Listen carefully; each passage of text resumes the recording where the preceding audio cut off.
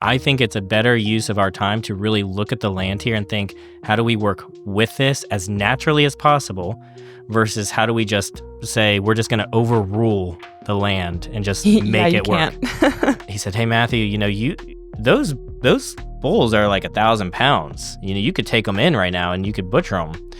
And I'm thinking in the back of my mind, well, no, there's no way. They can't be, right? Like, that's not how grass-finished animals are. I've never fed these grain at all. And I saw this bull calf running full steam right back at me. God. Yep. That's all I saw. And in my head, I don't remember almost, this is like blackout territory. Like, it's adrenaline. Matthew, how's it going, man? We're pumped to have you on the podcast here today. Glad to be here. Appreciate it. I'm glad to be here. Glad to get to talk to you both, for sure. Absolutely. Yeah, I know we've been planning to do something for a while, and just a quick backstory on how I met you. I met you over X, and been following you there for a while now. And you have an awesome farm / homestead, and sharing some great content over there, like daily life kind of content of the farm, and just super valuable stuff. And here in the podcast, we really try to capture some of those stories from people who are out there doing that work, getting the food on the table for all of us out here. So, like, what's on the agenda for the farm today? Were you already out there working? Yeah, so it's one of the things that we have to be very aware of is weather conditions and how weather conditions impact the animals here. And we have organized our farm around certain principles about regenerative farming, but also security and resiliency. So we use animal breeds typically that can survive through harsh conditions. Oh, However, sometimes the conditions are a little bit more than expected. And so we are preparing. We've actually been being warned all week, by weather forecasts and weather news that we should experience life-threatening cold over the next couple of days. So for you or the animals? Both. For both.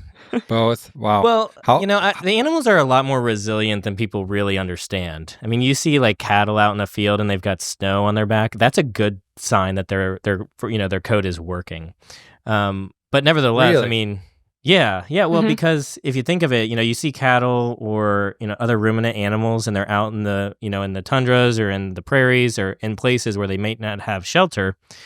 And oftentimes people will come from a perspective of how we feel outside. And so we feel these wind chills because our skin is exposed and we have minimal hair across our body.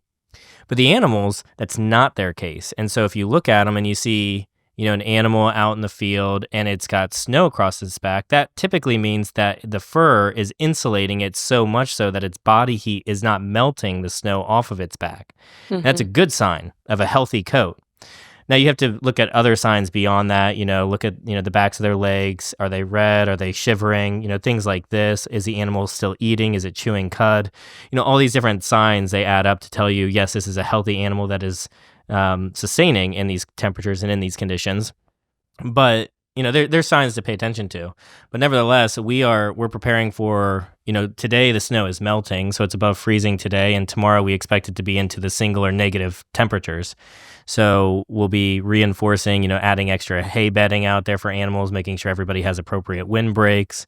Some animals we've actually had to bring inside because over the last few days, we had an unprecedented amount of snow and ice, and so certain electrical, functions for polywire were frozen. Where are you at right now, just so that people know? Yeah, so we are in southeast Indiana, just a few miles north of the Ohio River.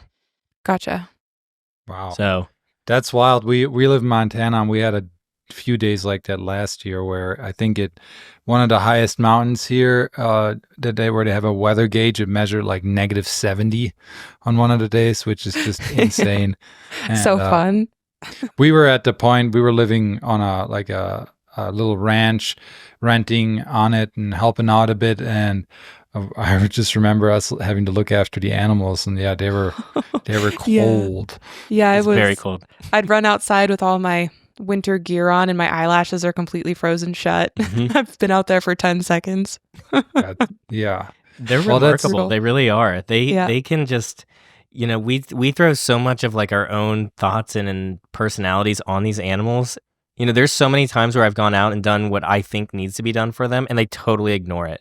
Yeah. build someone an entire shelter, because I'm thinking they're going to want all this like break from the wind and the snow or the rain. And then like with pigs as an example, you look outside and they're like they're like swimming in the water. And I'm like, I thought you were going to Be cold. What Yeah. are you doing? And they're like, no, Like- we're fine. Finally, I get to be our outside. pigs growing up, we would take a whole bunch of straw and put it inside this little tiny lean-to, Mhm. and they would just nosedive in there and bury themselves down Yep. in there. You wouldn't see them all winter. It's so cute. Yeah. Pigs especially. Yeah, it just shows you that those animals they don't need those comforts that we have, right? They don't. They're not on that level yet. Hopefully won't be crazy. Pigs start talking. Well, and so during a crucial time like that, I mean, that for you as a farmer, I mean, that's a serious thing, right? I mean, all your animals, power lines, like water could get frozen. So like for the animals especially, like what would you say is like the number one thing to get right during a time like that? Fresh water, access to water, and also ensuring that effectively they have a way to get a break from the elements. So even if they may not be bothered by them, they still need a dry area typically, somewhere where they can get away. And we know these things. It's the same things for us. Like you don't want to stay around a humid environment or a cold environment that's wet and dark because it creates mold. And then they go into those areas, they breathe it in, they get sick, just like we would. So you want to make sure that they have a space to go.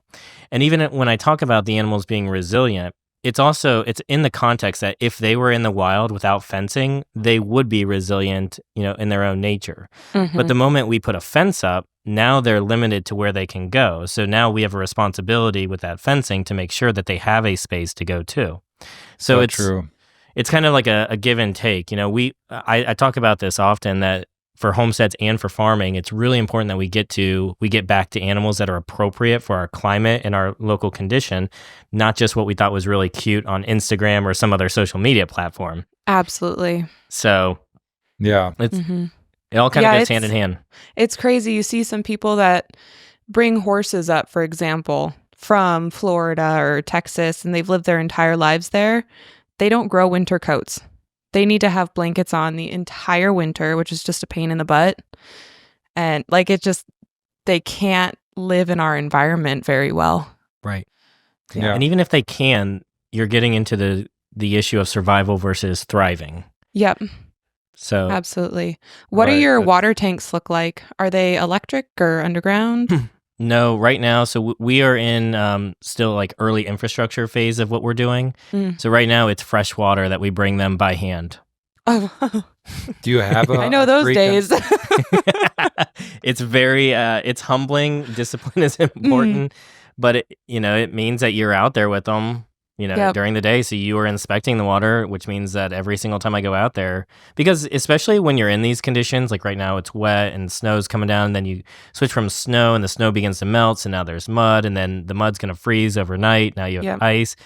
It's really important that, they still have fresh water. So at the very least, a positive to thinking of it this way is if you are going out there, there's no excuse for you not to inspect their water conditions. Absolutely. Right. So I did want to ask if you have a creek on the property. A little bit. So we have the way that our farm is angled, we're actually kind of pointing towards the Ohio River. And so it's hard to understand until you kind of go through a full season on land till you start to see these systems emerge. There is a small brook that opens up, and it starts on the one side of our farm, and it's only visible across the farm when the spring temperatures start to melt the winter frost. So when it thaws, all that extra water and the initial rains that come down, you can see it actually form. And it meets this area, which is kind of an always running, I wouldn't want to call it a creek because I wouldn't want to give the impression that it's always flowing in the way that it is, but at different times of the year, it is always running. There's almost always water in there. So cattle will go out there and they'll drink from there. And it's always got a little bit of water. It's just in different areas. But what's interesting about it is it's probably in some areas like 3 to 4 feet tall. Like where you're up and looking down, which would indicate that at some point in history, it was a very deep creek that was running, and it's very narrow, so it's only a few feet wide, but it does hold water almost all year long. And even when it Okay. gets to like these really, really cold temperatures, it's always moving water.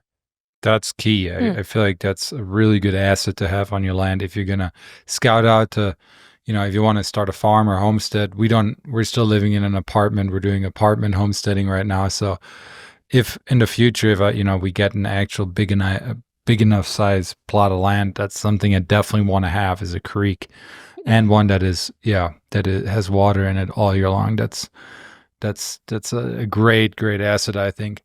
So, just to back up real quick, because we kind of jumped right into it, I'd love to still hear about your story a bit, just like a brief overview of your why, why even, and what your farm's called, and all Sure. that.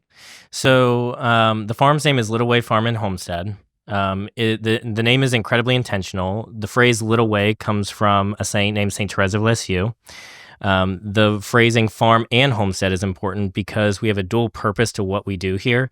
We have the farm where we intentionally produce food for other people. So we go into it. It's an economic venture. It is hopefully becoming our full-time income over the next few years. And it also creates multiple different enterprises, which could be passed off to my children if they choose to continue with farm work. But it also opens the opportunity to bring in jobs for people in the local community. Sweet. So that's the farm part.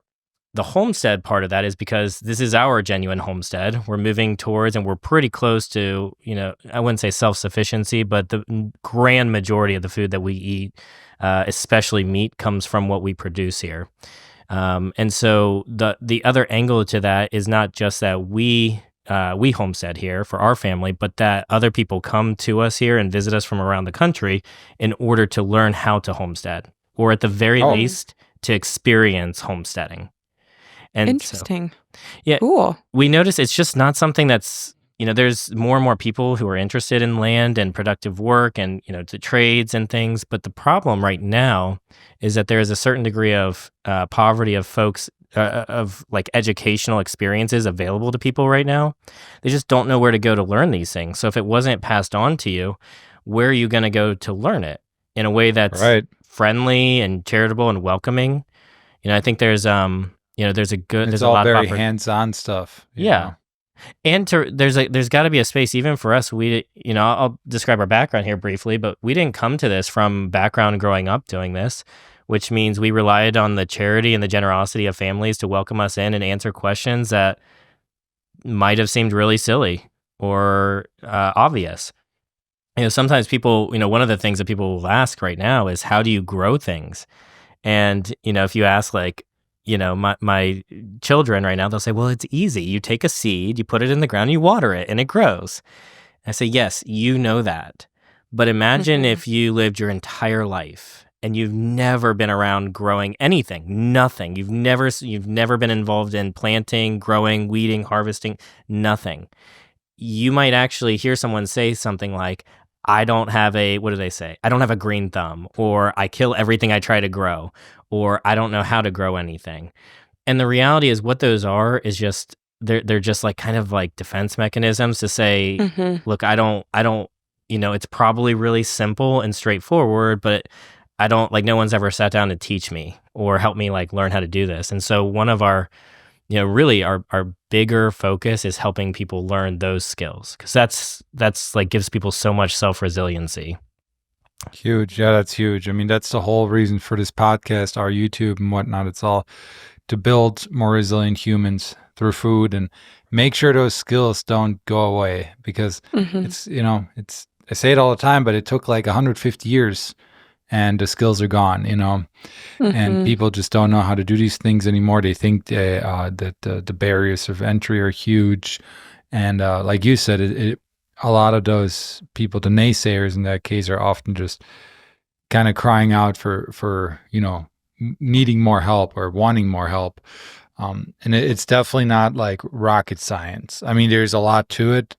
You can get into all these different niches of gardening and doing things a certain way, but on a basic level, I'm going to say that almost anyone can plant that seed and water it and have something grow. Right. From there, you can take certain steps to get it really productive, or, battle the diseases and whatnot. But yeah, it is something that everyone can do. And I'm happy to hear that you guys are out there out there doing it.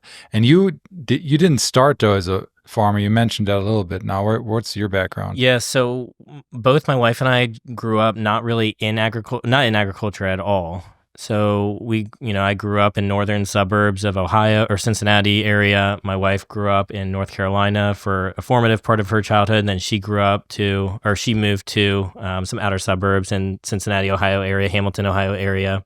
So neither of us were involved in agriculture. I mean, there were gardens, there was landscaping, these things were around. I grew up across the street from a commodity farm, but they just weren't really a focus in a way. There was maybe some impression, but there was never a thought of we must grow our own food or we are growing our own food at any significant level.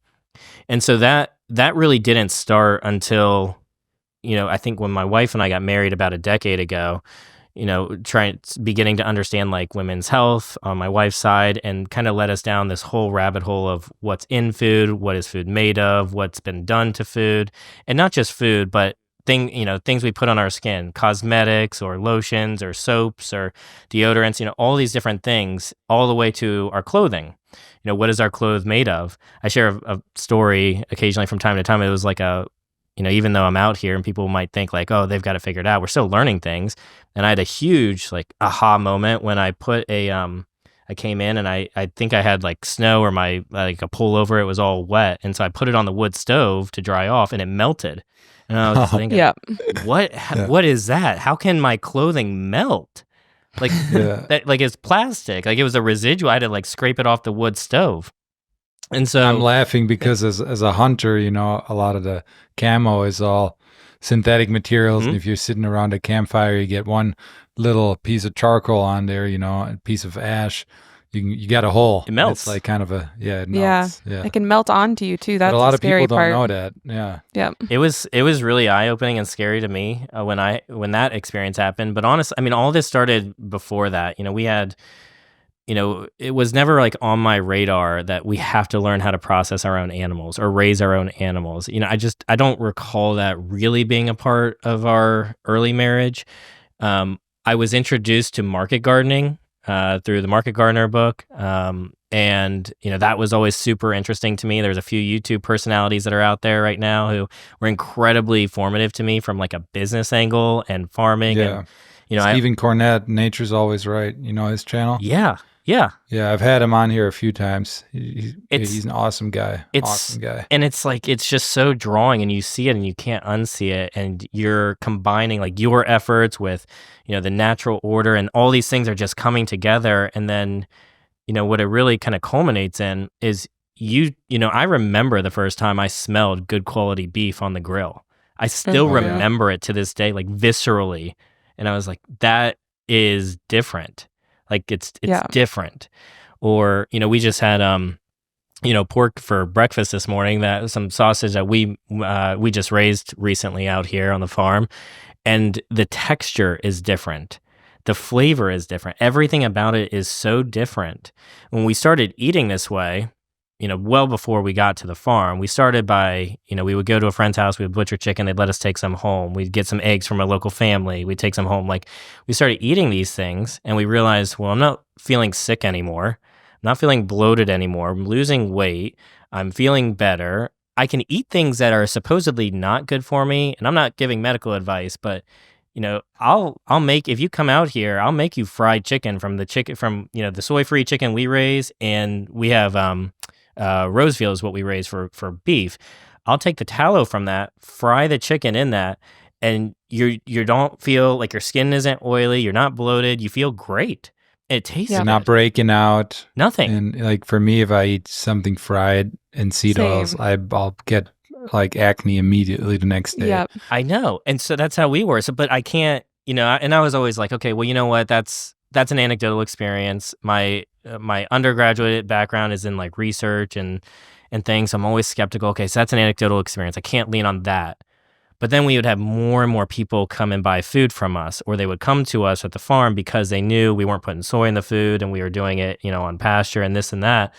And they would respond back, the flavor is amazing. Or like this, just all these different things just kept coming back to us. And I'm thinking, okay, there's only so many anecdotal experiences I can take in before we have to consider this in some way as evidence.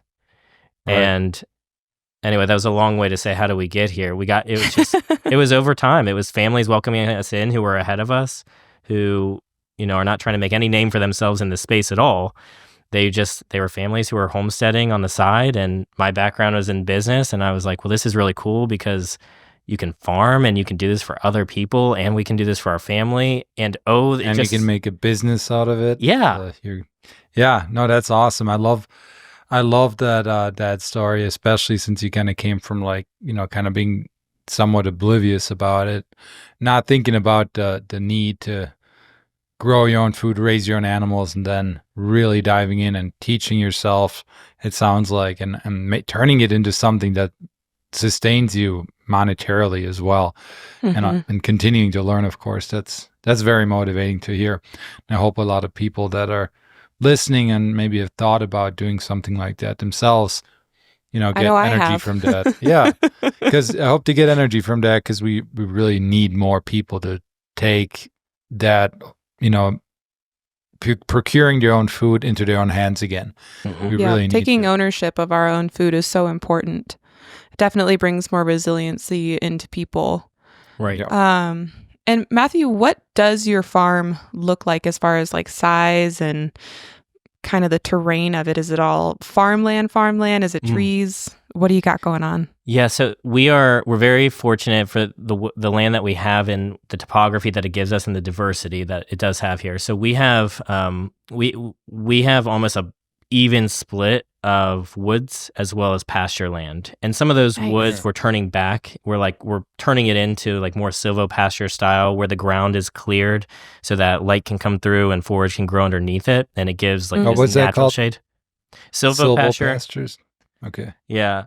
And I'm not sure if that's the exact phrase that people would use for that exactly, but it calls to mind what people know. They think silvopasture, like a lot of these phrases right now, we're all kind of learning again what many of them think.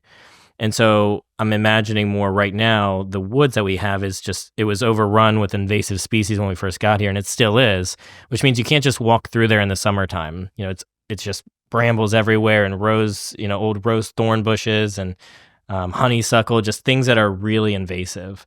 Probably buckthorn too. Potentially. Yeah. You know better than I would, honestly.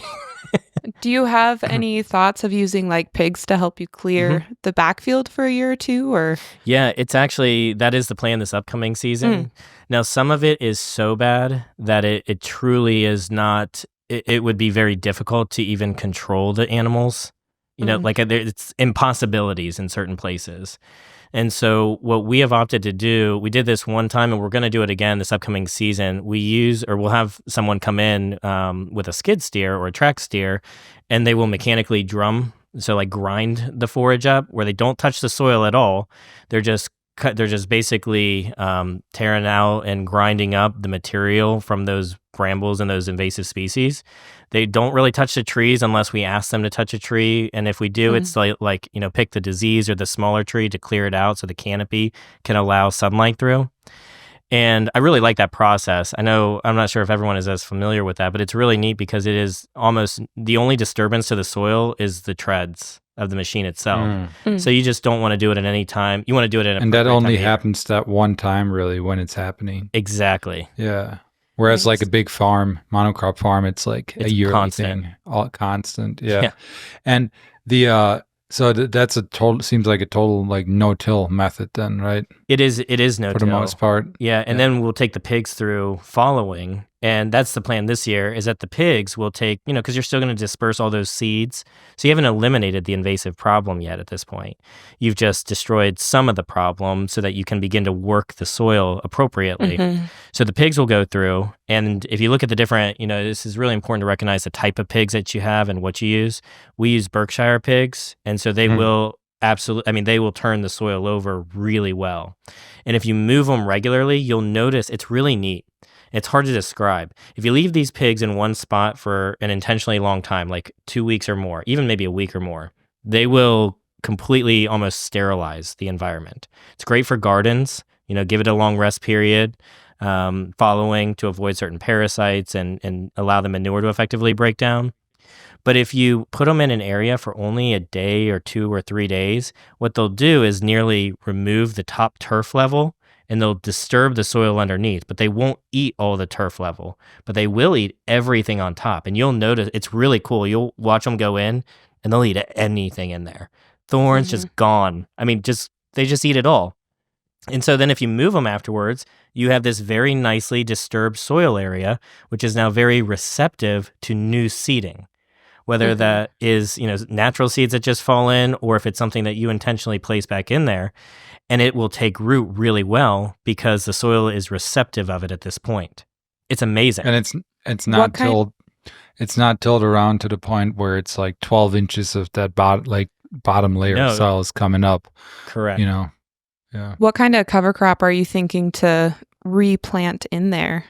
If any, we'll use like native crops for the land, and we'll work to like create an appropriate grazing strategy. So a mix of a variety of things that are native here, but some things that intentionally at different times of the year provide certain nutrients. Like if we know we're going to put cattle in there at a particular time of the year, we might go back and seed with an annual that's appropriate for that growth. One thing that I am actually a big fan of, not necessarily just wildly dispersed because it can become invasive, but in places where we want to use it for like regenerative annual growth or other things that aren't necessarily for the animals, is buckwheat. I'm a big proponent of buckwheat use actually, because it provides so many nutrient fixing properties into the soil, but also because it's incredibly nutrient dense, both for animals and for humans, depending on the stage that you use it with. As far as I understand, I think buckwheat, there's something about it, I'm blanking on it right now, but isn't it, I don't know, you might know more, isn't it one that has a very low level of gluten and lectins or something like that? I'm pretty sure it's got a low level of those anti-nutrients. Someone might have to check me on that, but yeah. And I recently came across something that it might actually be relatively high in comparison to other crops in methionine, which is the single most limiting factor in animal growth typically. So like when you move animals away from soy, one of the issues that you have is replicating the growth results of the meat in, just like comparatively. It's very difficult because of the nutrient properties of soy, despite anything else that people may say, any reasons they say they may not want it. But it doesn't change the fact that you still have to make up some of the nutrients if you want the similar outcomes. Methionine is one of those issues that people run into. And my understanding is buckwheat is really high in that. And so it's an amino acid. Yeah. Right. So what we can do is we can use buckwheat in like if we're quote flipping a garden over one of our commercial spaces, we can use buckwheat to smother out any weeds. We can harvest the plant like with a scythe or some other like method and bale that up or wrap it up or deliver it to animals, and otherwise have basically a crop that has provided a really good like regenerative property to this growing space, but then also produces a crop that can be fed to animals, supplementary. It's really neat. That is cool. That's sweet. Yeah. It's a good dual purpose. Yeah. Right. Well, triple purpose because you can eat it too. Yeah. Right. And that's an example. Like, where did buckwheat go? It's like it's tasty. Yeah, it's so tasty. Buckwheat pancakes are one of my favorites. They're dense. I like it. I put it in our sourdough bread every now and then too. Yeah. So I'll do a rye and buckwheat mix. It's very dense, but it's got more flavor than any loaf of bread I've ever had. It's true. So. And it's got a good crust. So I want to stay on the topic of the silvopasture for another sec here, and then I got another question for you. But basically, the way I'm imagining it, the way you kind of described it, is you're going to clear these a lot of the bottom, how should I say it? A lot of the like lower level vegetation and middle level vegetation in the forest is going to get cleared out.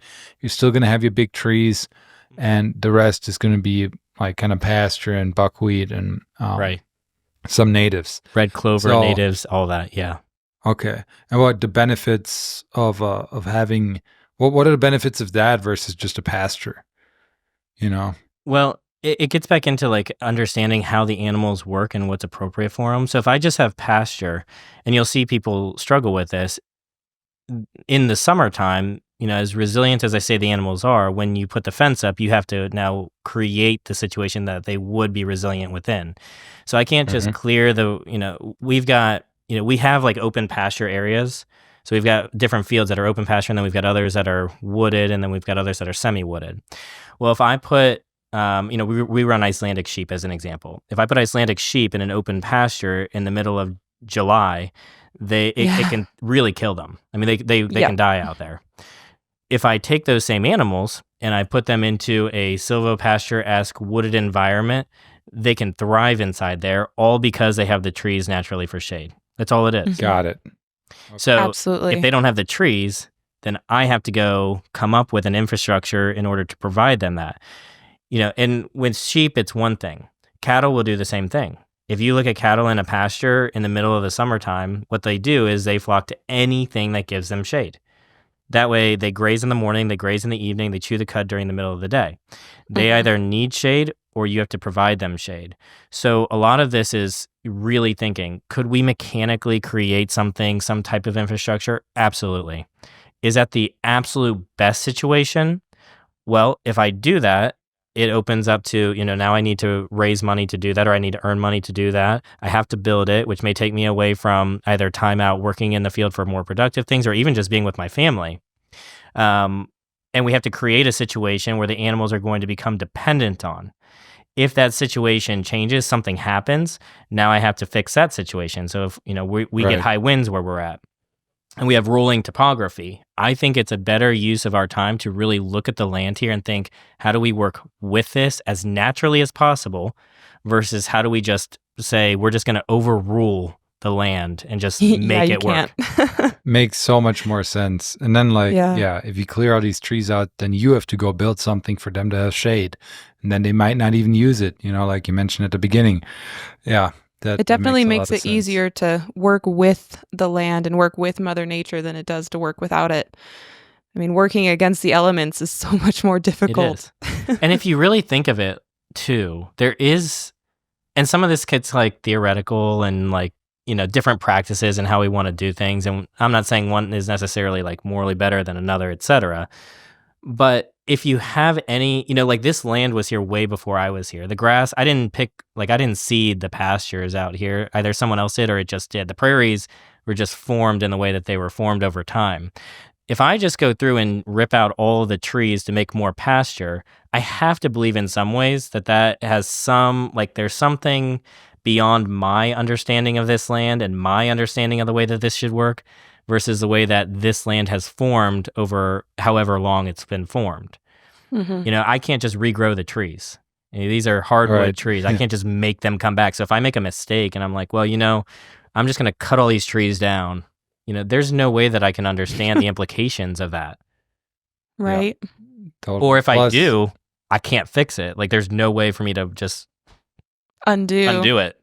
Hit that undo button. Plus, for the value of your property, if you have those trees on there and then, maybe you have a bunch of oak trees, one day you could sell some of those when you need to, if you need some money for animals or something. Trees are a huge asset too on land. Awesome. Well, it's very fascinating. We've never really covered the topic of silvopastures here. Seems like a good idea. Mm-hmm. Now, you mentioned roast veal earlier. This is something I really want to talk to you about, and something I heard you talk about on X a bit. And, so basically you raise cattle on the farm, and it seems like you're doing it with limited acreage. Correct me if I'm wrong. And I also read some of those posts on the roast veal, and I've heard you saying that one of those posts that the roast veal has to be one of the solutions to grass finished beef for people. So, that really caught my attention. I'm just curious, what is roast veal? Maybe we'll start with that. And then, what inspired you to go that route? Maybe there's a specific moment or experience that kind of led you down the roast veal path, because it's pretty unique. I've never heard anyone really talk about it the way you do. Yeah. So a couple things as it kind of jump into roast veal. So we're very passionate about it at this point. I'm not an expert about it at all. We did not choose to do it out of it wasn't hey, we're going to now bring this enterprise onto the farm. We've done that with everything else. We didn't do it with roast veal. Roast veal was somewhat out of necessity, somewhat out of accident, somewhat out of just happenstance. So what roast veal is, as best as we understand it, effectively it's calf meat. So almost every animal that we turn into meat is a young animal. Lambs are, 4 to 7 months old. Pork is 5 to 12 months old. Chickens are 6 to 8 weeks old, sometimes just a little bit older. Almost every animal that we consume as a human race, like that we create and produce, is the prime cuts are from younger animals. Now that varies. Okay, that's not like a hard and fast statement. One of the exceptions is beef, especially grass-finished beef. So kind of like the common understanding of like when is grass-finished beef ready or it's should be consumed is 24 to 30-ish months. And that's because it takes approximately that long for the animal to put on a sufficient amount of weight for it to be economically, quote, worth it versus other ways that you could sell that animal. Right. It also is because grass-finished meat, if that's something that people are interested in, doesn't marble as quickly or in a similar way as grain-finished meat for ruminants. Meaning fatten up. Yeah. Won't fatten up as fast. Yeah. And so because of that, you have an entire situation this whole situation that occurs with cattle that you have to solve for. And that's the problem we had. So we started with a very small herd of cattle, all cows, so female mothers that had been given birth before. They had their calves on the ground, so they were all nursing their calves. And the calves are getting bigger. And we thought, well, okay, so we're going to get into grass-finished beef. We're going to think about this. We have limited acreage. We have 26 acres total. If these boys, especially, they're going to get older, so you need to figure out what are you going to do with them before they reach, sexual maturity. And so the traditional thing the common thing people do is they castrate them, specifically pretty young. Well, I had seen someone online, I can't remember who his name is, I could probably find the video, but he had mentioned something about not castrating young bulls because it may have an effect on the testosterone in their body, which may inhibit their growth. I don't know if that's true, but it kind of makes sense. Mm-hmm. So we got to a point where we said, hey, it is time for us to go out and catch those 2 bull calves. There's 2 bull calves out there. And we said, we need to catch them. We need to bring them and castrate them. Well, honestly, life got to a point we didn't know what we were doing. It got way too long. We couldn't catch them. And part of that is because we never separated the mothers from the calves. So what people will do with that too is at a certain age, they will separate off the calves from the mothers. And when they do that, it puts a certain degree of stress on the animals. But they're doing that because they need to get the mothers cycling again so that they can get them pregnant, and then they can restart this cycle. The calves then go off into their own kind of paddocks, so you have to separate them into different paddocks. And the destinations of those animals, those calves, either, someone will choose what's going to happen to them. They're either typically going to go to a feedlot, or some of the heifers, the females, are going to get pulled out to be stock replacement. All of the bull calves, almost all of them, are almost always going to be castrated. And that when you do that process, that's what we call steer at that point. So it's a male, beef that can no longer reproduce. And so we ran into this problem. We said, okay, so our fencing when we took over this farm is in disarray. It's bad. It just needs fixed. We don't have an appropriate way to separate them. We don't have a built-up relationship with them because, 1, we didn't really know what we were doing, and 2, these animals they came to us like in the middle of their life. Like it's not animals that we have a formed relationship with. And so we went through this entire like elaborate process of trying to catch them and separate them, frankly, just to castrate these 2 bull calves. And my neighbor came down to me at one point, and he looked over, and he's a very experienced farmer. Like this is what he's done his whole life.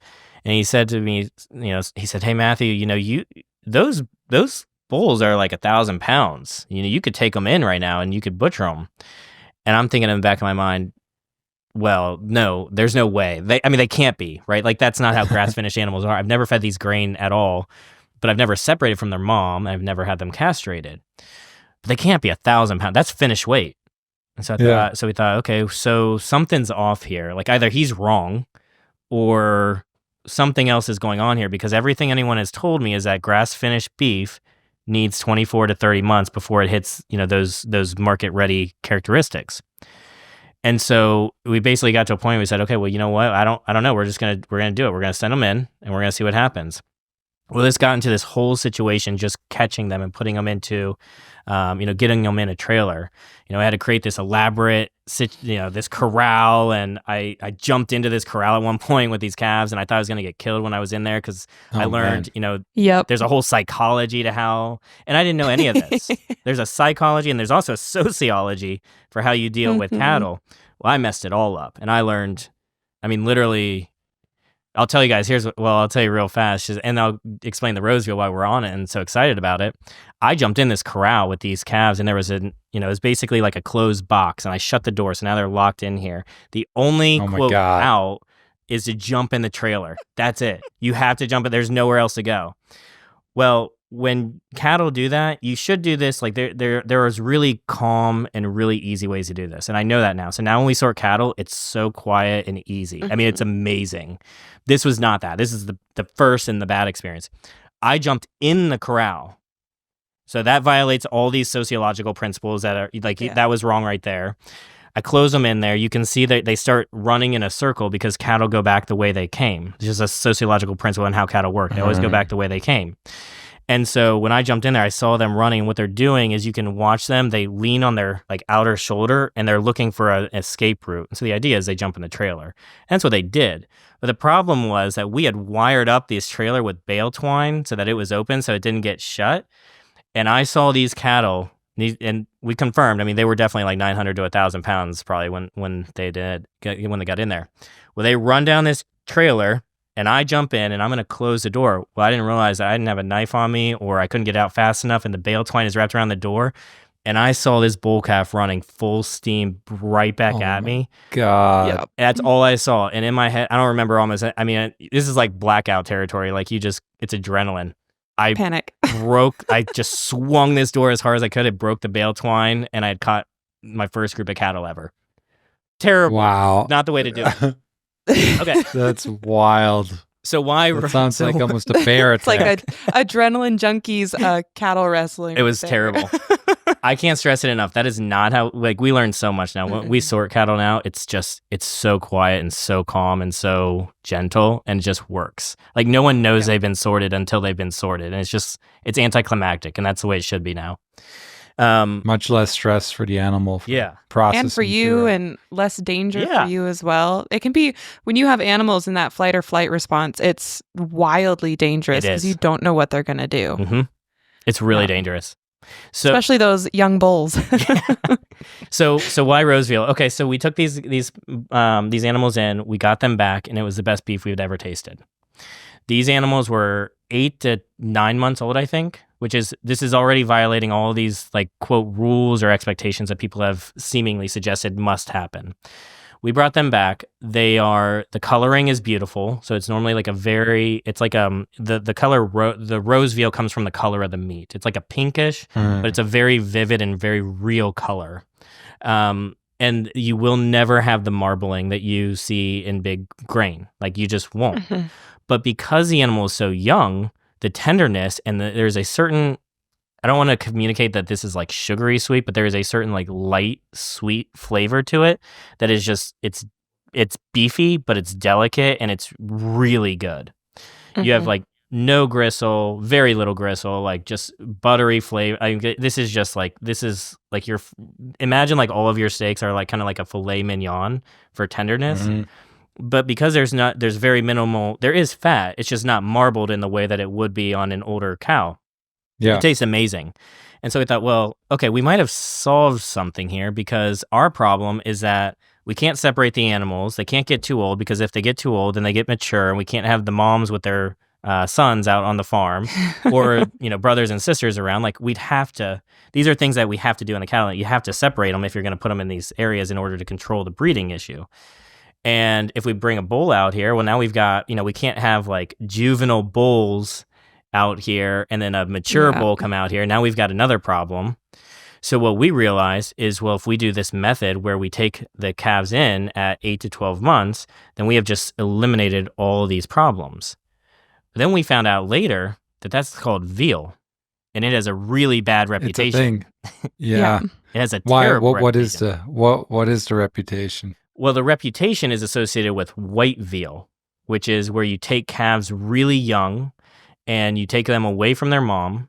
And sometimes I think you might give them back milk, but you don't give it to them typically from the mom. And you put them in an environment where they're confined so they can't move. And so the coloring of the meat, my understanding, I've never had it and I wouldn't want it. My understanding is it's very tender, it mimics everything I just said, except the coloring of the meat is very, very, very pale. And that's because they don't have any exercise. It's Yeah, I've definitely in Germany. It's a big thing. I'm from Germany originally. It's still a big thing over there. So I've definitely had the veal there. I didn't know about how that they were raised like that until just now. I just always thought they were taken from the mom and butchered at a very young age. right. Yeah. So Yeah. So you got to kind of battle with that bad reputation there, huh? yeah, well, we haven't. I know about the reputation. I actually haven't experienced too many people. Most people don't know what veal is, and so in the West, and so I explain it, and that's why I also tell people this is grass finished beef. It's roast veal, and I get to explain it at that point. My belief at this point, though, is that all of those things I described, like having to castrate an animal, having to separate them, having to have these, like there are economic reasons for the entire cattle market that is. It could be an entire conversation. I mean, it's very interesting. Beef just doesn't end up as beef in the market for a reason. Like, there's so many things that go into it.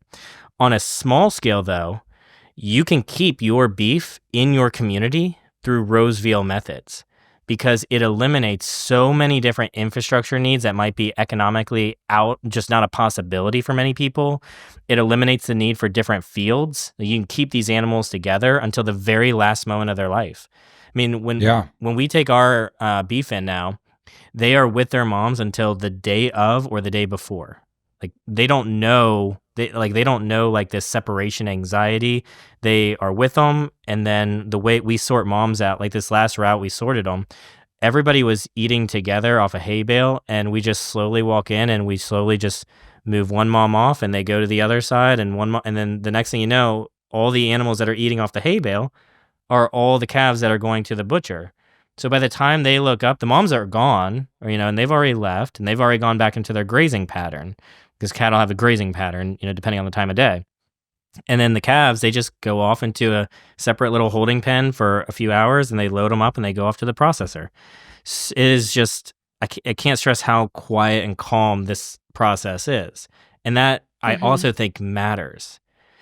But it's accessible to families. Like you could do this at a homestead level with one animal. You could do it with two. I mean, you could do it at a homestead level.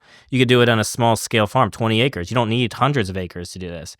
And so now we're saying, look, we might have found or uncovered a possibility for bringing some more resilience into communities by keeping the beef in the community from the moment it's born to the moment it's taken to the processor or processed on farm. That's beautiful. I love that. Amazing. And it's crazy that it's 8 to 9 months and they're at 900 to 1,000 pounds, or even if it's just 700 pounds. That's usually like, I think 1,000 is around the finished weight for grain fed, right? Yeah. So that's really incredible right there. And they're all grass fed and just living on their mother's milk. So you're not needing to buy external, a bunch of food that's coming from far away. It's all super local that way. Yeah, no, that seems like, I don't know why it's something that that isn't more widespread. And the immediate critique that people will give to this is they'll say that number that I'll say, like the hanging weight or the finished, the live weight, and they'll say like that's not, like they'll sit there aghast, like how did that happen? And we don't know either. I mean, I'm not doing anything special. I mean, I don't know if our pastures are superior or better or what, but I think it really comes down to like there's a weight difference between females and males when they go in. There is there's a difference in age, so like 8 months to 9 months to 10 months, like that makes a difference. But the variables that we control for are we never separate the moms from the calves, which means our calves up until the day before they go to processing are still nursing off of their moms, unless the mom, and something happens, they naturally move them off. I believe that is the key component to the whole thing, is that where most calves are probably stopped like 4, 5, 6, 7 months, 8 months, potentially even before nursing, and they're put into economic activities, they're separated, etc. for whatever reason, ours stay with their moms. So their life is very natural. They grow naturally that way. And it works out really well, or it has worked out really well. And we've done this with different breeds too. It's, we have the big beef breeds. We have Angus Simmental right now. We've also done it with a Jersey Hereford mix. Hereford would be beef, but Jersey is certainly not. And we produce similar, or if not almost the exact same results. Interesting. Right, 'cause Jersey's more of a milk cow. Correct. the breed. Yeah. Wow. Are you noticing any increases for aggression when you're not castrating, or are they still pretty even keel? No, they definitely get teenagery in cattle terms. I mean, they definitely get a little bit rowdy out there, but they're not big enough that you can't handle them. Okay. Like they're kind of they're like, you'll see them like wrestle and headbutt and fight a little bit. You may, like, I've had experiences out there with them right near the end, so like that 9-10 month mark, where they might try to like stand up or like confront you, but it's not enough that like I don't want to give the impression it's not something to be aware of. Like, I wouldn't send my children out there with them at that point. Yep. But it's not something that a normal sized person couldn't go out there and raise your voice at them and they'll back down. Yeah. Yeah. I don't know many children I'd send out with just cows either. Yeah. Because they can be hit or miss too. They're animals, Right. They're big animals. Yeah. Heavy. And they're fast. They're so much faster than people give them credit for. I've seen cattle run, and I'll tell you, it's one of the experiences too. I've never seen cattle run, and then I saw cattle run, and I'm like, yeah, I would. I don't work with cattle at night. Like, that's just kind of like a rule that we have now, unless it's an absolute emergency or we have to. And it's because I've seen them get spooked at night and what happens, and it's remarkable. I mean, it's amazing. But they, you've got 1,000, 1,200, 1,400 pound animals running faster than we can run. I mean, you can feel they're not watching out for you. No, you are not of concern at that point. No. You're just a stick Yeah. at that point. So, having kind of worked with cows now, how many cows do you need to kind of, or what's kind of the limit you would recommend on a small acreage to still maximize the health of the cows and also the happiness of the cows, if that makes sense? Like, I'm sure you can have too many. Like, if I have an acre, I'm assuming 3 cows is, maybe even 1 cow is way too much, Yeah.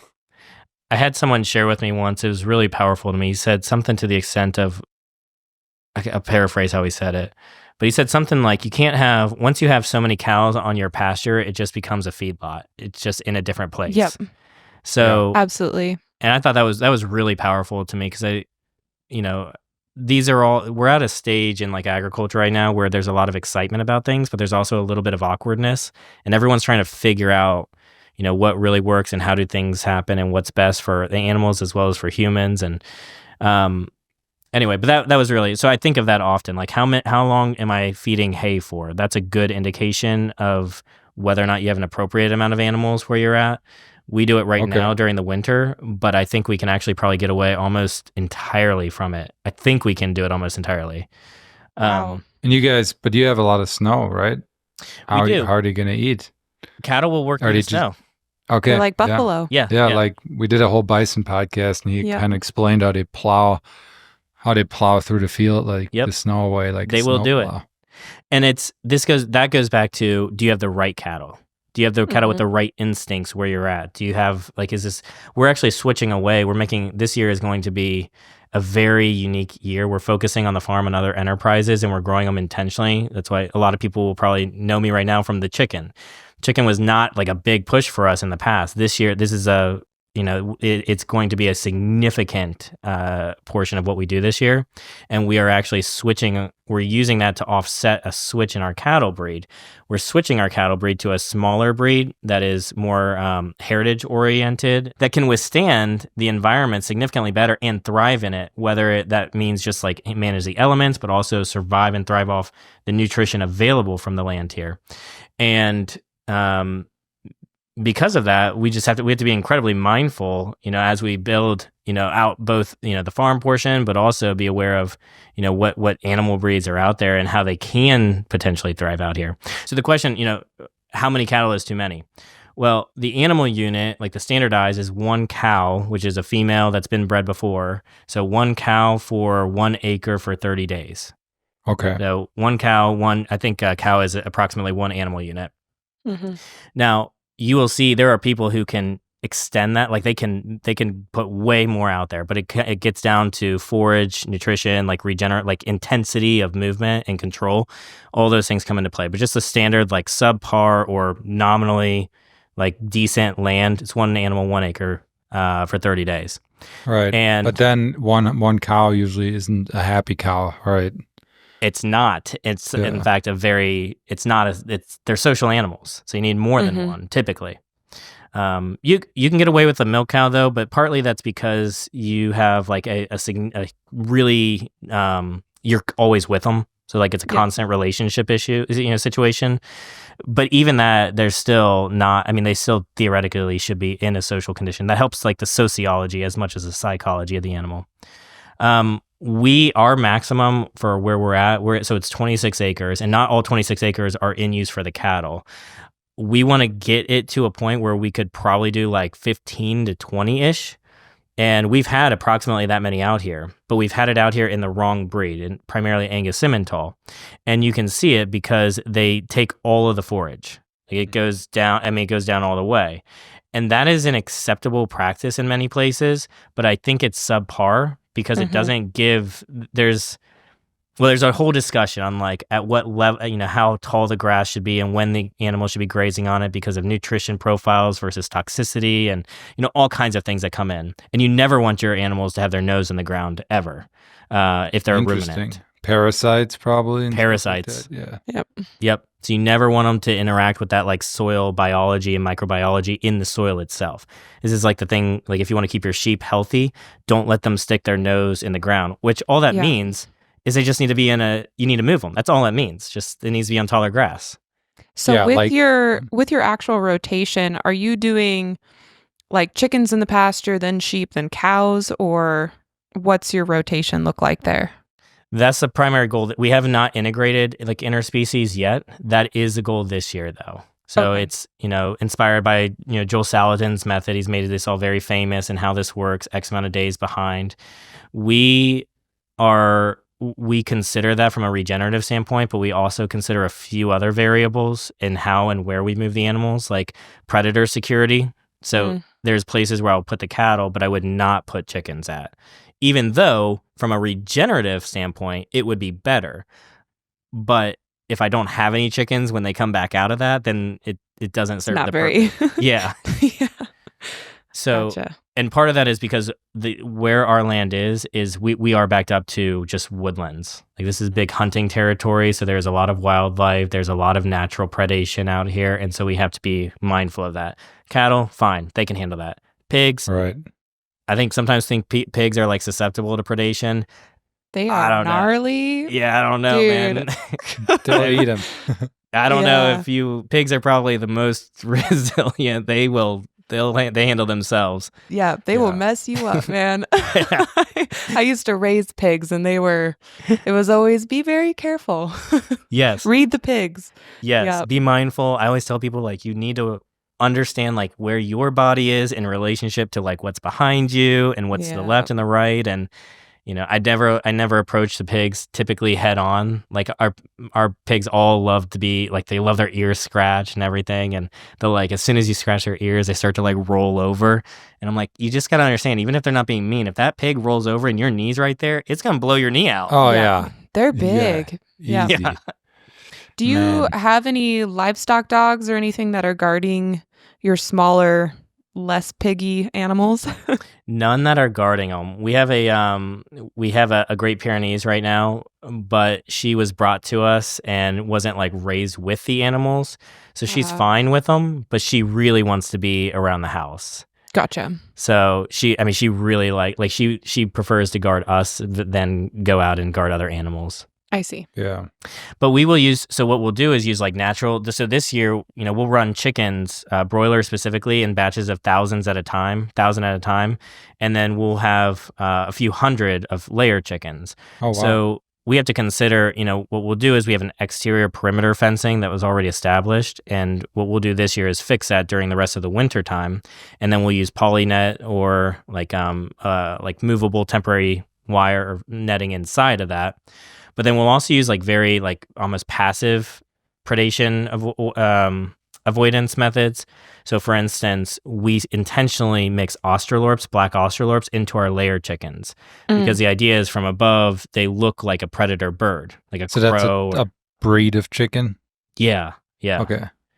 Interesting. So we'll always put dark colored chickens on the grounds with other layer chickens. We've noticed this makes a huge difference. Like we Wow. have had a variety of chickens in all different plumages, and we know which ones will not make it just by the color of their body. Gotcha. That's crazy. Interesting. I've never heard that, but that makes a lot of sense. Yeah, it's kind of like your built-in scarecrow. Yep, exactly that. And With your layer chickens, are they coming home to roost at night and laying their eggs in a set spot, or are they just kind of going willy-nilly? this year, because of the amount of demand that we've kind of experienced and we're pushing to capitalize on, it is much more controlled. Historically, it's just been almost exclusive and pure, like the real free range. Gotcha. Like I need to go get them from my neighbor's like free range kind of thing. Gotta find the eggs. Yeah.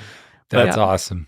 We do have like designated areas that are being built though, specific for not just collection of eggs, but also cleanliness in the eggs, and making sure that they come through in a way that's suitable for human consumption.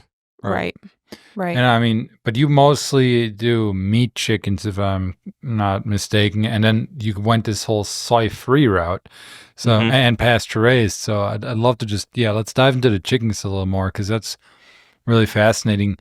What about what made you go to soy-free route? That's an interesting topic, I think. Yeah, I do. It is interesting because it's an emerging discussion. Everybody has an opinion about it. The reality is many of the animals that are utilized for meat are fed, like non-ruminant ones, so the ones that we feed, chickens and pigs, they thrive on soy from a growth perspective. Why is that? Is it just it's nutritional profile and digestibility of it? Yeah, and many of these things, like even if you look up the history of like meat chickens as an example, my suspicion is many of these things go, there's a collaborative effort between the, breed development as well as the feed availability and what's made for them. Well, plus also probably the leftover of what they're growing for us. If you think about how much soy is used in ultra-processed food, and I know a lot of the things that you can't use for that, plant materials are used then for feed and whatnot. Right. So I don't make health claims about soy. It's just simply something that we have chosen from our understanding and own family research about the potential effects of soy or excess of all these things. I don't make any health claims about it. All I can say is that what we chose to do when it comes to farming is we chose to raise animals for others the exact same way we would raise animals for our family. And it's an integrity issue. Ultimately, it's I don't feel comfortable farming in a way that would not provide from a farm perspective, the same quality to our customers that we are then providing to our family. Just don't. Yeah. And so that's where the soy-free part came from. It just so happened that soy-free is something that people are really looking for and is also incredibly difficult to actually like perform with. It just is. My pigs grow slower on pasture than if I put them in confinement or if I fed them a soy full diet. My chickens typically grow slower as well. Now, what we have found is that those the effects of putting them on pasture, especially not confining them on pasture, which is something else that we don't do. We give them an out so they have a safe place to go and get out of the sunlight if need be, but also to get away from predators and sleep at night, get out of the rain. But we don't confine them on pasture. And what we found is our suspicion is that because of that, the extra exercise that they get results in a greater need for feed consumption, but it also changes the flavor profile and the muscle texture of the meat in a very positive way. Okay, that's our suspicion. Interesting. Yeah. Well, I was going to ask that about like if there's any difference in the meat flavor or consistency from what you've seen. Yeah, we were fortunate to have, a review by it, and, Chef Andrew Gruel commented on it a few weeks back, which was really nice and we're really humbled about. Before that, and that was probably the most disinterested, like unbiased party I think that we could have had comment on it. We noticed the difference. I mean, it's very different. It's very palpable in a very positive way. The texture is really palatable. I think that's the easiest way to say it's very palatable. And which is interesting because you wouldn't normally think of that, but now it's become a discussion like about woody chicken breast as an example. Oh yeah. Right? Like that doesn't happen at all in our meat. Yep. It's not there. Even Interesting. like the wings or like where like the cartilage would be in like a wing or a drumstick, all of that is just, it's more palatable and it's very good. Which means, I'm starting at like the hardest parts of the chicken to eat. So if you like break it down to like the chicken breast or the chicken thighs, the flavor is remarkable. The texture is really good. And the way it cooks is really, really accepting, different cooking methods. I'm always like hesitant to put that out too much, but these are things that genuinely we noticed. And then we had to back it up and say, okay, so what is really making the difference here? Is it because they're moving more? Is it because they're eating a different diet? Is it because we ferment their feed? It's something that we do for all of it. Is it, is it the way that we process them? Even down to, at this point when we take them to a processor, which we had never done until this last year, because the demand for the chicken at this point has just grown so much, and now we've gone nationwide with it, which we're excited about. That's awesome. Cool. We're excited, looking So for awesome. Hopefully, it continues to grow. But we, from even the way that we collect them at night once they've already gone to sleep. If you've ever worked with chicken, Yeah. super calm at night. Like you can just you try to catch a chicken during the day, it's crazy. They're running around, Feathers and yeah. And you're Yeah. like tripping, and then you get frustrated.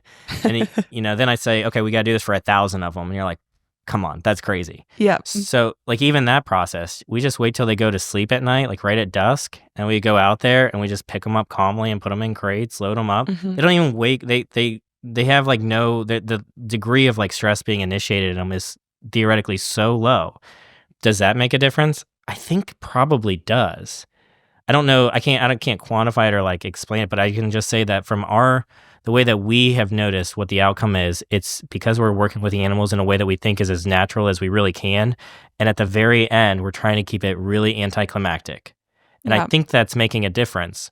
And it's approachable and accessible to people. That's Yeah. you don't have to do it like us at a farm level. Everything I'm saying is easily done at a homestead level. Right. Yeah. Yeah. Yeah. I do think that the fact that happy, healthy animals equals happy, healthy people is a very direct correlation. I know that truck drivers here in Montana, if they pick up like cows for slaughter, if the cows are laying down, panting, stressed when they get there, they're deducted significantly from what they get paid because you don't want to eat the stressed animals. So it makes sense that the happy, healthy animals are tasting better. They have better quality of meat. All of those things definitely make sense. Have you noticed or have you tested any of your chicken eggs for their nutrition content? Not yet, but it's on the radar. It's cool. It's a scary thing, right? Because when you know it, you know it. And if the results aren't there, they're not there. But it is. But it also gives you a starting point to kind of work does. with, right? Yeah. Well, and one of the things I've been saying this more and more often online, that I believe that there is what I call a trust collapse coming in agriculture, which basically means that right now, as everybody becomes more and more aware and the conversation becomes more part of the mainstream about what's in the food, what's happening to the meat, what's in finally. all of these things, Been waiting it's finally there. Years. But then the problem is, if you think about it, just folk, when you have only a limited amount of information, a limited amount of background, limited amount of context and framework, and then you kind of realize, oh, this is not the best for us, then it turns around and says, okay, so who's doing this to us? Well, inevitably, it comes back to, at some level, I mean, you can break it down and say there's all these middle folks along the way and companies and this and that, but the person actually feeding the chicken at the end of the day and raising them is me. So I think right now there is an opportunity for especially small-scale farmers to be incredibly transparent in a way that is so positive from a business standpoint that if you don't do it, I'm pretty suspicious. I'm not telling anyone their business. I'm just saying that if when we open the farm back up for visitors in April, I've brought out our feed. I'll show everyone like this is the mix of our feed. This is the ration. This is the protein that goes into it. This is the different grains. This is how we do this. You can see the exact same feed that nothing is hidden. And that's not like a woohoo for us and you guys are so great. It's just, I really think that right now people need to see it so that you can understand from, the moment this chick gets here all the way to the egg that you eat or the meat that you eat, you understand that it was done with care and and can have confidence in what goes into it. I have found soy-free feeds that have traces of soy in it or soy in it. And I'm not just talking like dust that comes down the conveyor belt. Like there's certain things I can never get out of, like not that, but like legitimately, like one of the ingredients in it is like soy based. Like that's bad. Yeah. Or, Marketed someone as may soy-free. say Soy-free soy. yeah. Or even think, crab meal, fish meal. If you take soy out, you have to put typically some type of like animal protein base back into it. What did that animal eat? Because if you're saying that this animal's meat is going to be dependent on what I feed it, but what I feed it, it comes from an animal that was fed something that, and there's only so far you can go back with this before it might be unreasonable, but I think there are things within our control that we can look into. And those are things that we have just really tried to make a point. That's where I think, there's a trust collapse come in. You need to get ahead of it now. Yeah. Everybody needs to get ahead of it really right now. I mean, the whole transparency in food, I think, has been growing for years now. It's becoming more of a thing. And and at that point, you probably don't even have to do everything perfect. It's just the fact that you are so transparent that automatically builds trust, So, and I mean, if you are that transparent, then you have that feedback too from your customers, and you can maybe improve and kind of meet their demand more, like what they want, right? So instead of just not talking about it, and maybe then you get stuck in your ways of doing things, Yeah, that, and I think people are afraid of what they don't know. Right. So they're much less likely to come and buy a lot of your product if they think you're like every other meat producer out there. Yeah. Versus if they know exactly what you're doing and they're like, okay, this aligns with what we like, what we want. It's easier to find your folks too then. So I know you didn't want to make any health claims about the soy-free, but just in a high level, the way I understand it, what's part of that whole conversation is the omega-6 to omega-3 levels in the actual fatty acids in the fat of the eggs, like the egg yolk and the fat of the chickens. That basically, the soy adds a lot of the omega-6s, which are inflammatory to an extent. And I know there's a lot of discussion still about that in the nutrition circles, but that's kind of where some of that comes from. I think the demand, at least, is that a lot more people are looking for animals that are not fed a very high omega-6 diet. Yeah. Right. There's some others that circle in the conversation, just, topics, estrogenic principles, the, appropriate nature of soy as far as fermentation and like methods of like preparing soy historically versus what's commonly available today, growing methods, even, the conversation potentially around like subsidization. Like, even if we can do this, is this the best way to do this? Like, should we be, propelling these economic systems up? So that's why, I stay away from the health claim standpoint right now, just because I'm not the most educated on it. I am interested and I appreciate and I like the conversations around it. But this goes back to like the testing. I'm actually very excited to know the test results soon, because I think it's going to just substantiate that our processes, even if we don't fully understand why they're all doing it, I can just introduce like this is a data point that shows, we're getting A, B, C, D, F, G nutrition and, amino acid level, all these different things off of these animals' byproduct or off of their meat. And we need to have a discussion about that. Like, why is this? And frankly, it would be really nice to see more meat testing, like nutrient testing. Sometimes these are called like nutrient density tests and things like that. It would be really nice to see them, because it would provide benchmarks all over the place. And this isn't like it's not like incredibly expensive. It's not inexpensive, but it's not beyond, what someone could do reasonably. Right. I think it would make a big difference. And frankly, sometimes you'll see or hear about, let's say like a big egg producer as an example, and it might get found out like what's happening or what's being fed to their chickens or what's being raised in their conditions, despite what people get the impression of that's happening. This is like the old conversation around like cage free versus what is cage free. Yeah. What is, I just made this big thing online yesterday. I had this big rant, and my wife and I were talking about this, but I was talking about non-GMO and how non-GMO is, if you don't understand like really what you're saying and what you're eating, it can be a very dangerous phrase. only because it might give an impression that isn't what it's intended to give an impression of.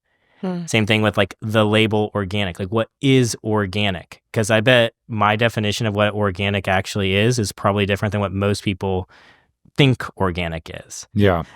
And a lot of that, really, I mean, it's not inaccessible information. You can just look at, it's easy to find. It's just that people only have so much time in the day and only so much bandwidth to consider things.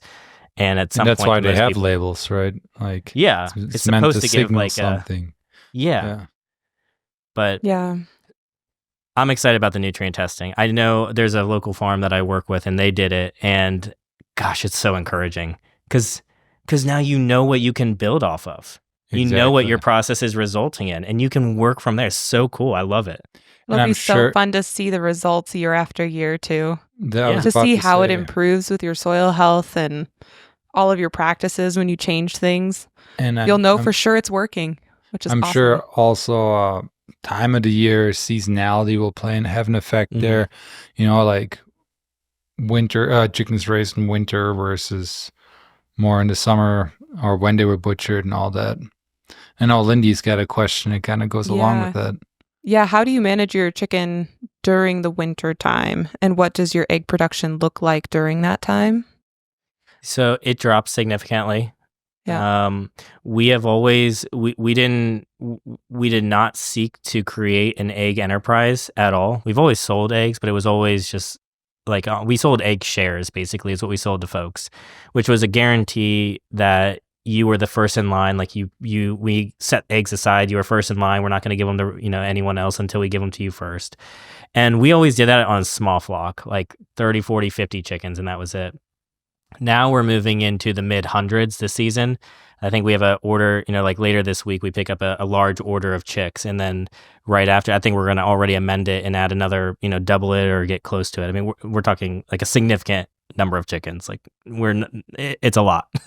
And so historically, what we have done is we have worked, since eggs were not a part of like our real enterprise focus, we just let them truly free range. And we had like a Justin Rhodes style chickshaw that chickens stayed in until they decided they abandoned it because they'd rather sleep in a tree nearby. And like it was awesome. Yeah. I mean, you come out at nighttime, there's like chickens. I had to cut these branches off a tree because the chickens kept going up the tree. And I was like, I don't want these chickens. They were jumping on our roof at the house. Like they were just like climbing. It's so funny. Pooping like, I don't everywhere. Want that happening. That's why we didn't want them doing that anymore. Yep. So we've just let them historically free range.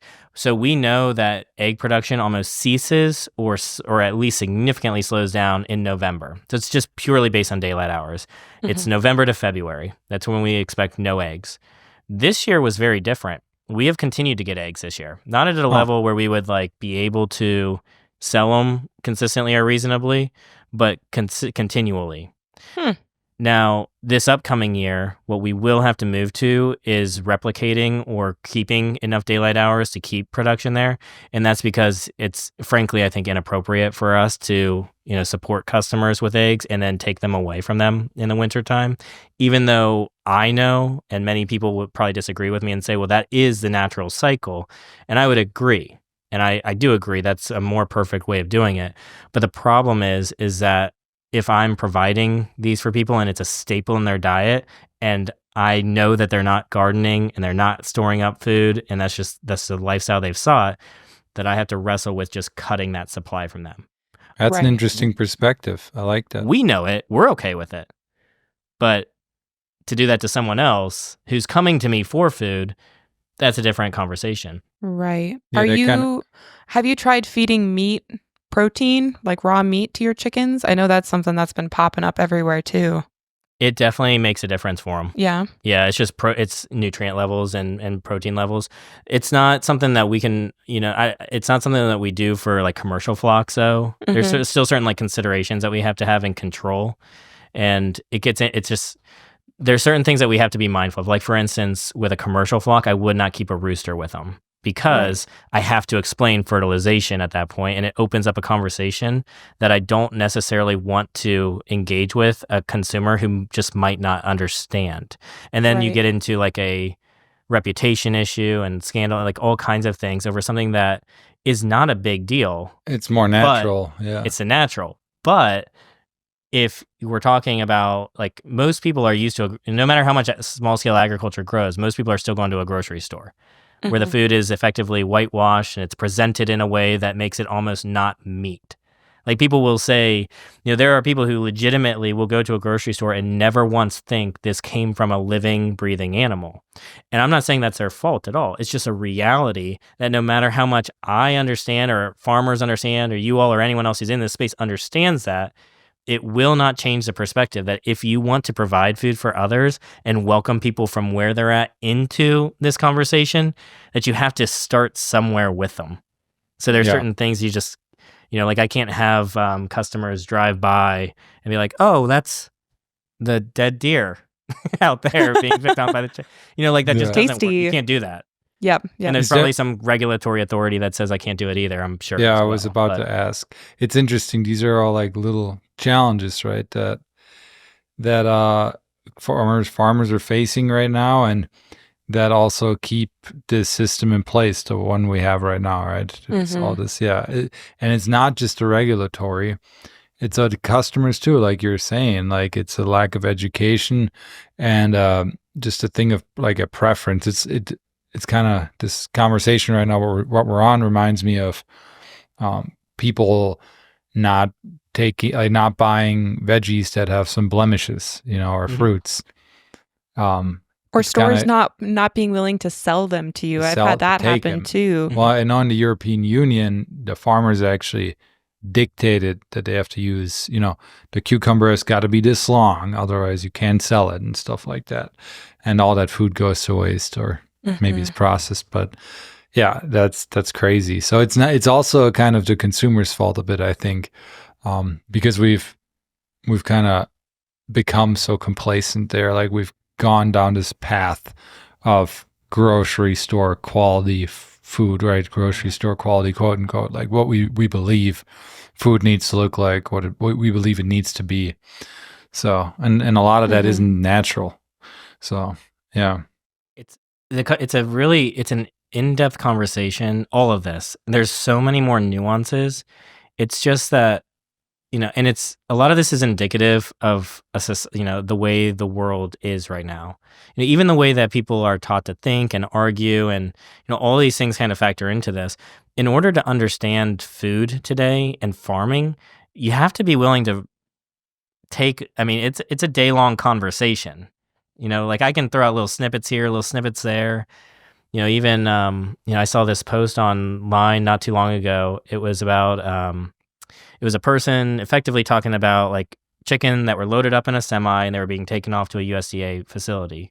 The conversation was primarily around, like, the humane, is this humane, cruelty, like that kind of conversation, which I appreciate and understand. But it got to a point where I was talking about, like, the USDA facility itself. And I am not a big advocate for what I would say over-regulation by any capacity. I'm a proponent of what we would refer to as the family society. But USDA facility to USDA facility, like, it's not like one, people don't really, I don't know that everybody understands it unless you haven't been inside one. And they're very, very different from one to the other. The facility that we started taking our chicken to is literally like two gentlemen who really care about what they're doing. It's no bigger than I don't know. It's a small, really small facility. And us taking chicken there means that they may be able to give people locally jobs.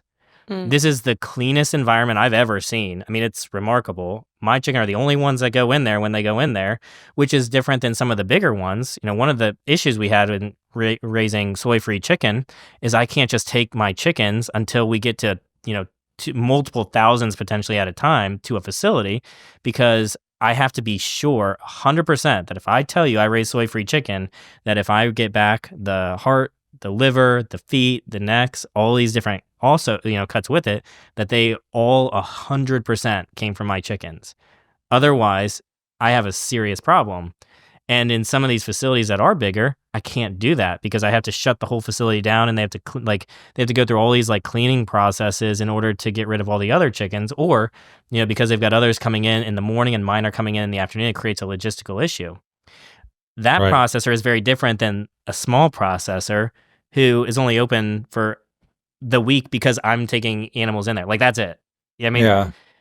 so these conversations are just incredibly nuanced. Super. You know, Right. Yeah.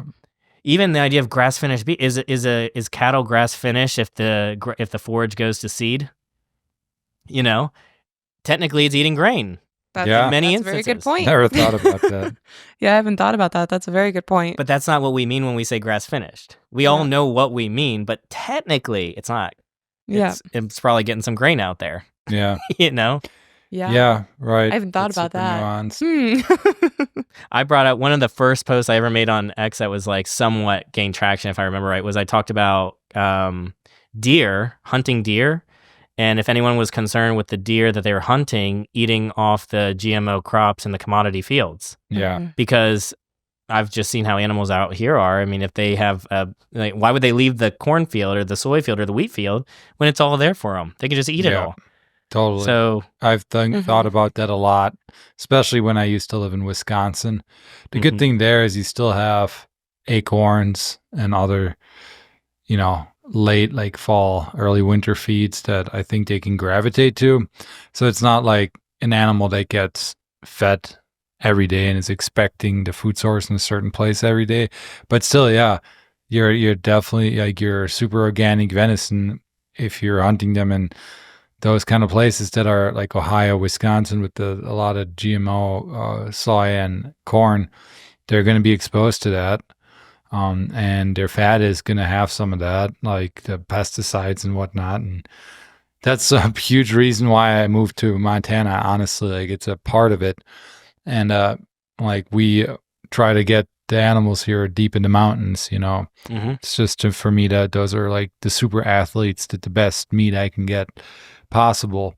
But yeah, and there's a big difference in like a Wisconsin deer and a deer out here in terms of the fat flavor, Well, even your cattle out there too, right? Because out there you've got the mountains. So I presume it's the environment where the cattle are sent up, or they're not sent up there. They just go up to the mountains and then they naturally come back down. Yeah. Yeah, it just depends. Usually people have to lease Forest Service land.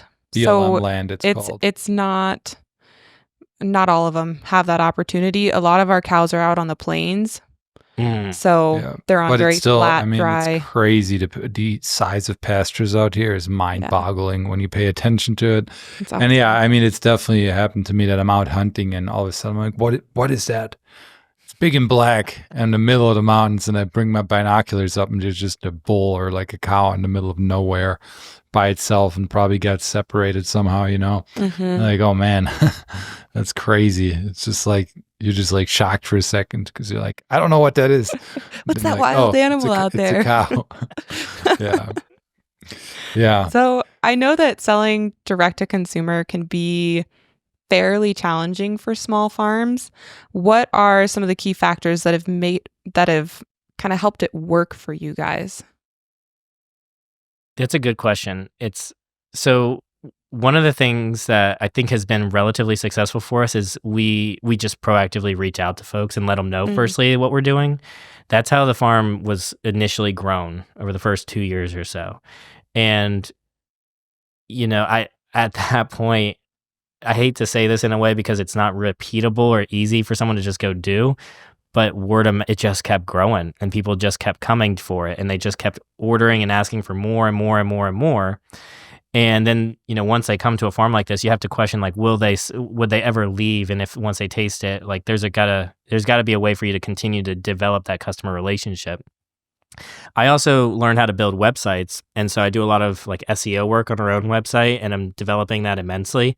And have certain goals with that in relationship to, other folks out there so that when you search online for a farm, you find us. So there's a lot of that too. So there's become a significant increase in just organic traffic.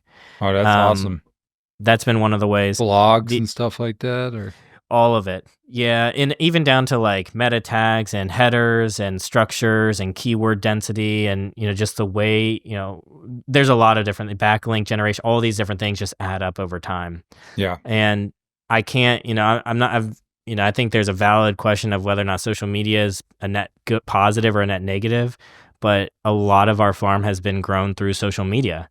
And because the reality of it is that that's where people are, and that's where they get to see, parts of what's going on that are interesting in the way that we tell the story about the farm, and they're enticed by and they want to be a part of it.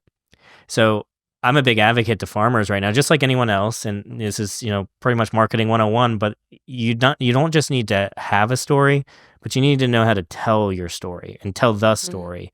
And it needs to not be about you, but about like, what would it invite someone into this story? So I think of it in that way.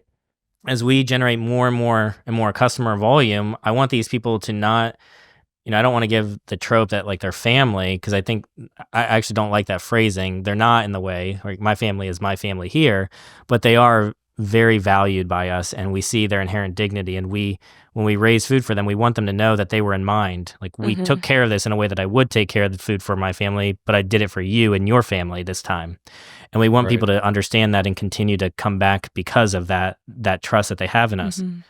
It makes your consumer your neighbor, which I think is so important. Even if they're on the other side of the country, they're still your neighbor, and you're going to treat your neighbor with respect because they live right next door.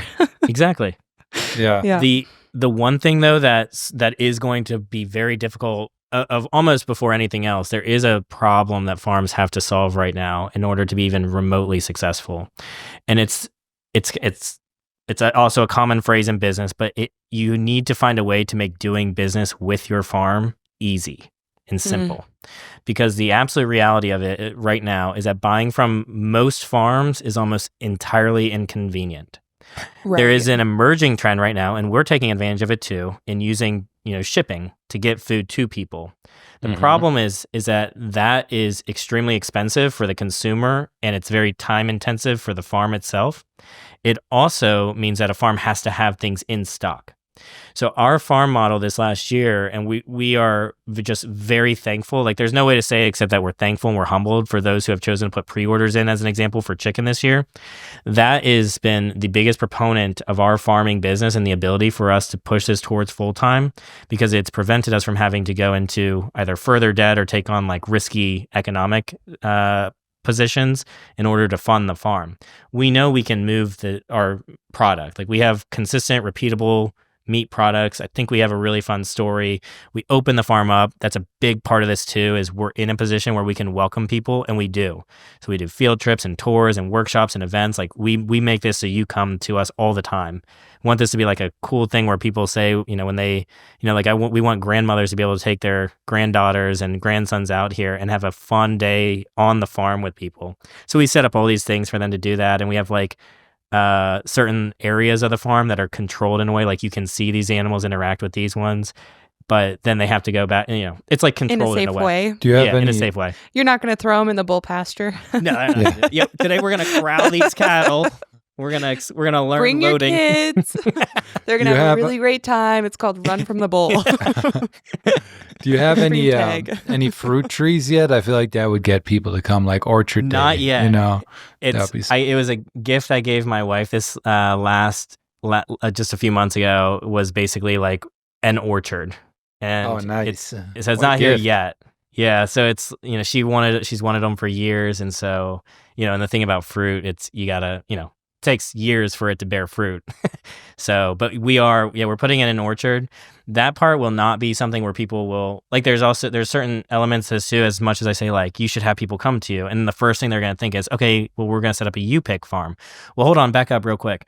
A U-pick farm is great in many situations, but it also can't be like, it has to be controlled, because now you're bringing in all kinds of other biology to your farm just from people's shoes and, the way they interact with the land and more. And so you just have to be mindful of it. So we're looking towards like orchard growth and certain other like specific varieties of berries that then we will sell like as big parts of our farm. Yeah, I wish you guys were up here. We could do like a farm foraging tour, to bring people in that way. I know. Like, what are the things we could find on your farm in terms of foraging, and that would lead into like you all both would be able to tell so much, honestly. As much as I can tell you would probably come out here and be like, you would. I know it. It'd be so fun. I mean, be like, here's what your cow there's still always for. a lot to learn for us too, and then different like states have very different not very different, but different plants and whatnot. And the thing is with foraging, it's a lifelong learning process. And even in your one lifetime, like if I were to, let's say, be foraging from the time I can read and write till I'm dead, I probably wouldn't even scratch the surface of what I could find. It's crazy what's all out there. So, yeah, I've learned a lot about different plants, but there's still so many I don't know about. And hey, that's fun. That's good. Like that means there's more to discover and more dopamine hits to search. We were watching one of the videos that Poldy would put out. I thought this was so funny. It was a short video on YouTube. What was it? Rosehip? Yeah. Oh, What it was? Oh, I was laughing at that. It was like, the trolley here's one. this plant that is known to cause extreme digestive distress. We're gonna see if it's true. Well, And it I'm like happy. cuts. It's like it's true. yeah. I'm happy that made you laugh. Yeah. I was so trying- happy with that video. Oh, we thought that one was because out here, like I'm really interested in mushrooms and like just like how they grow and where they grow. And I have this thing about like, well, it's probably either really healthy for me or it could kill me, and I can't tell the difference. Or get you really high. Yeah, you or know? that. Yeah, like Yeah. something like this. There's like really not a best outcome here for Yep. me. It's healthy, high, or death. And my children are always like, "Is that chicken of the woods out there?" And I'm like, "I don't know, but we're not going to touch it Yeah. Yeah. because even if it is, I don't know." with mushrooms, there's like 5 or 6 you really need to learn, and then you can have a great year every year. Yeah. Mm. And you don't really need to go much further than that. Like, you can get onto all these obscure mushrooms and like if you're really into it, but if you're looking at it from like a resilience standpoint and like just going out there having fun, getting some more complementary food from the wild, yeah, like morels, chicken of the woods, puffballs, there's a handful that are really safe, really hard to mess up, and that's all you really need. Yeah. Yep. It's fun though. All of it's fun. Super It's- fun. Farm's fun, homesteading's fun. Being out in the woods and seeing new things is fun. It's all fun, and it's great. I mean, we've got our children with us out here, and my wife is with me, and this whole experience is really neat. And ultimately, I mean, we're really excited. We talk a lot about the farm. We're going to show more and more of the homestead side this year because the farm is growing, and it's growing really fast, and we're really thankful for it. The homestead side is something, though, that we're really passionate about, and we are excited to bring more people here to experience it, if only just to, so people can feel something very real in their life. Mhm. Like, Sweet. come out here, take a seed, plant it, go home, send us a picture, send us a picture, or bring back a tomato that you grew. Like, Yeah, like here's your little tomato starter kit, yep. Yeah. It's Grow so, that it's one so plant. therapeutic. It's therapeutic and very grounding for people, especially if they have someone to kind of hold their hand and maybe they're afraid to make mistakes, but they're not afraid to die because of their mistakes because you're Yeah. there to help them, which is Yeah. all you can ask for. Yeah. Yeah.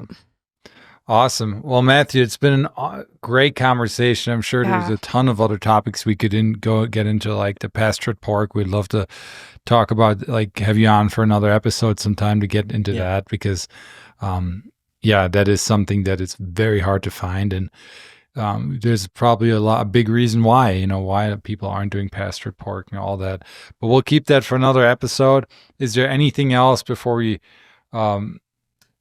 end this out that you wanted to get out there? And of course, we'll have you plug all your social media and website and whatnot. But is there anything else like you feel like we didn't cover that you really wanted to share?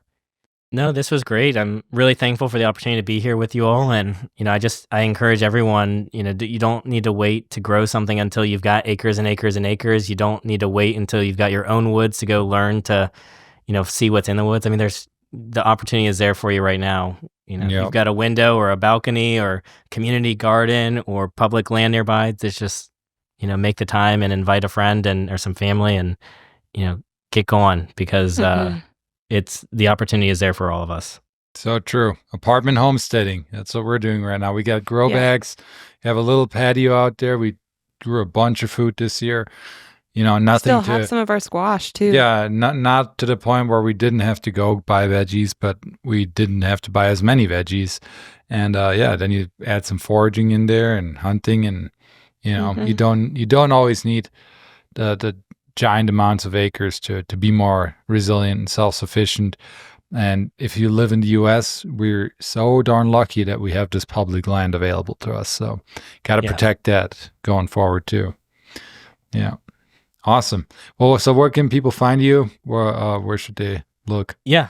So our website's probably the quickest way to get to everything else, littlewayhomestead.com. If anyone's interested in ordering, we do ship chicken nationwide now. First orders start to be delivered late April and then May of the year because we're in the northern climate. And then we'll do that through late October. So littlewayhomestead.com/shop is how you get there. And then we also will begin, hopefully in the coming year, also incorporating into that roast veal, pork, and lamb. Heck yeah, that's exciting. Awesome. Cool. On the audio podcasts, if anyone listening right now, they'll just pull up the description. I'll have all the links there, and I'll blend in some of the stuff on the YouTube video. All right, cool. Thanks for joining us. Thank you all.